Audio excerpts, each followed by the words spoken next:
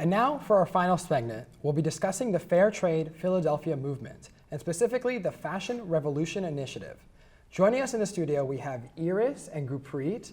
Gurpreet is a steering committee member of Fair Trade Philadelphia, and Iris is an advocate at Fair Trade Philadelphia.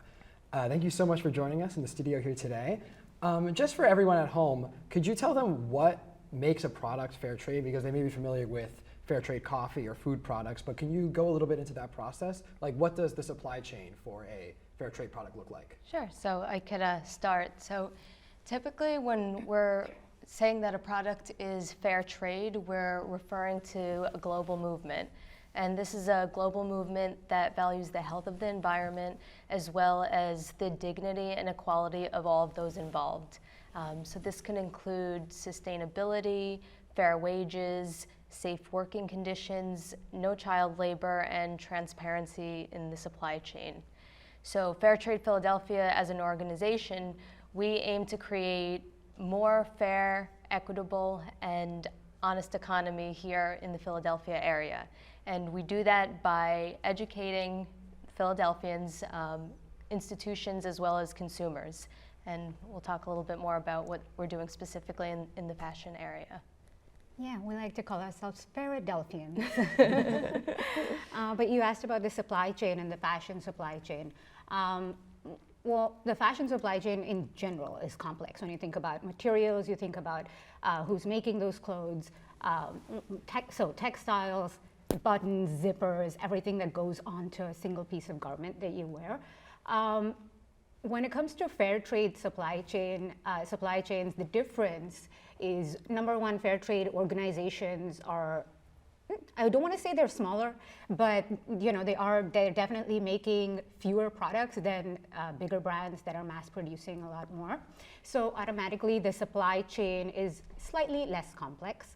And then they have deeper relationships with their suppliers, with the manufacturer, as well as with the brand. So that means that there are more checks and balances in place for all the things that she talked about, like sustainability, so caring about the environment, making sure that people are paid fair wages, safe and healthy working environments, basic requirements like having bathrooms enough for the number of people that work in factories. So those are the things that I think fair trade brands focus on when it comes to the supply chain.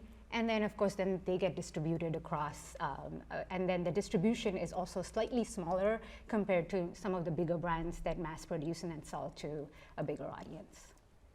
And then fast fashion has created a market for cheap and revolving items. Can you maybe discuss maybe a little bit what fast fashion is and maybe some of the costs of participating in that cycle?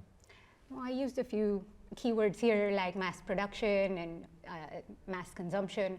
I think that the overall side effect is this toxic cycle of constantly wanting to jump onto trends, constantly wanting to consume more, so you're not micro happy. Trends. Yes, and jump onto micro trends. Okay, well, why don't you take this? I just wanted to say that now they're referring to not just trends, but micro trends, because it's being produced so quickly. And the way that the cycle starts is that it's these micro trends are marketed, and then people they're engaged, right? They see marketing on social media, they want to be part of this micro trend, but they don't see really what's behind the scenes, which is how cheap the materials are, materials that also don't break down, and then they're thrown in the trash and they fill up landfills. Yeah, and then so we have a saying that, what is that? That loved goods last longer. Loved clothes last. Yeah, loved clothes last longer, or loved goods last longer. And I think that that should be the key message when it comes to fashion in general, that you can buy good quality pieces, use them for a while, and not necessarily jump onto this buy and trash culture, because everything that we're buying is ending up in landfills. Even though a lot of people talk about recycling, very small percentage of things that we actually consume are recycled. So something to consider.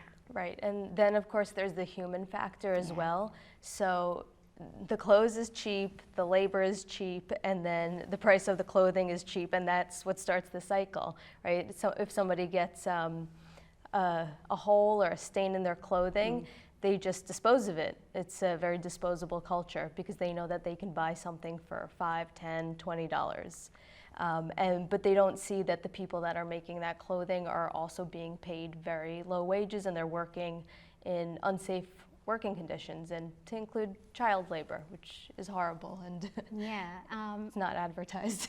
And the last thing I want to say is, a lot of times in marketing we talk about made in America, made in Italy, and sorry, Italy, but when we talk about made in America and how these, we consider that automatically this product is probably better. But there's been a lot of news in the last 4 to 5 years about sweatshops in LA and the working conditions of people that work here are as bad as anywhere else in Asia, for example. So really look at the label, people, where are you buying products from? What are they made of? Who made it? Ask questions and try to change this toxic cycle. And can you tell us a little bit about the fashion revolution? Yeah, so Fashion Revolution is a global movement that started as a response to this incident that happened in Bangladesh. A big factory, 8-story factory crashed and killed almost 1,100 people and injured close to 3,000 people. Most of those people were young women and young children. And this was because there weren't those checks and balances in place to make sure that there were safe and healthy working conditions for the folks that work there. And so Fashion Revolution started as a response, right, as a, remember this incident and sort of change what is happening to build a community around people, with our people, and push the fashion industry to change, really, because it doesn't matter if you're buying a fast fashion product or a luxury good item. The toxicity that I talked about is pretty much the same. Right. And I think the other piece of Fashion Revolution is also, so there's this supply chain issue and just bringing light to what happened in Rana Plaza. And then there's also the aspect of learning how to take care of your clothes, right? To how you wash them, to not use hot water, to air dry them, and then also to be able to mend your clothing. Like I mentioned before, if you have a stain, maybe you can put a cool patch on it. You get a hole, you learn how to sew it. And yeah, you can buy thrifted instead of buying, new clothing. There's so many ways. So Fashion Revolution, as the term itself, is a revolution for you to make changes in your life and for fashion brands to make changes in their lives, the way they work. Yeah, and what are some practices you're seeing in Philly that you think will lead to a more sustainable future for fashion? Sure. So I would say just the local economy, small businesses. So we've, this is something we're interested in. It's a passion project for us, and we're really into all these local businesses and Philadelphians that are opening, little boutiques, whether they're using dead stock material to create fashion or, growing their own dye. Right, in growing their their own backyard.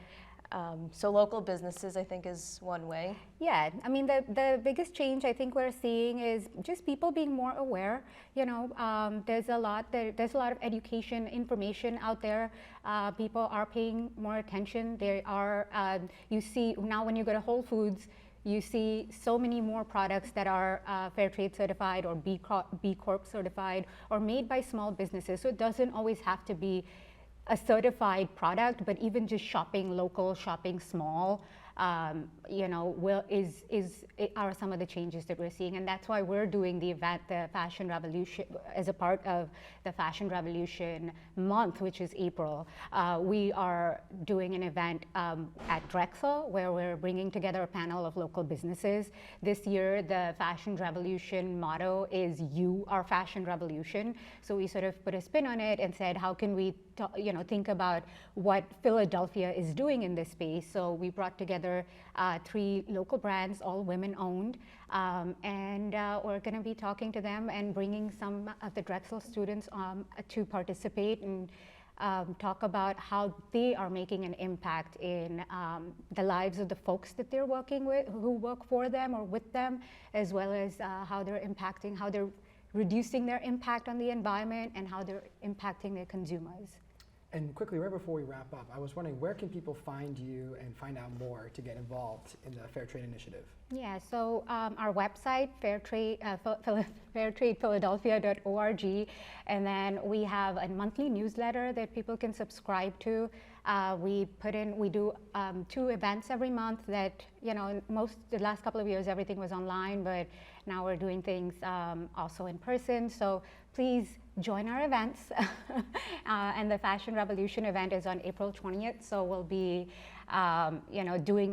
it's a hybrid event. So the Drexel students will be attending that in person, and we have a Zoom link for anybody who wants to join online. So it's going to be a fun way to come learn something new and get to know some of those local brands as well. That's great. Thank you so much. Thank That's you. all the time we have today. Thank you so much for tuning into this episode. You can watch our show on YouTube and Roku, and follow us on Facebook and Instagram. We'll see you next time.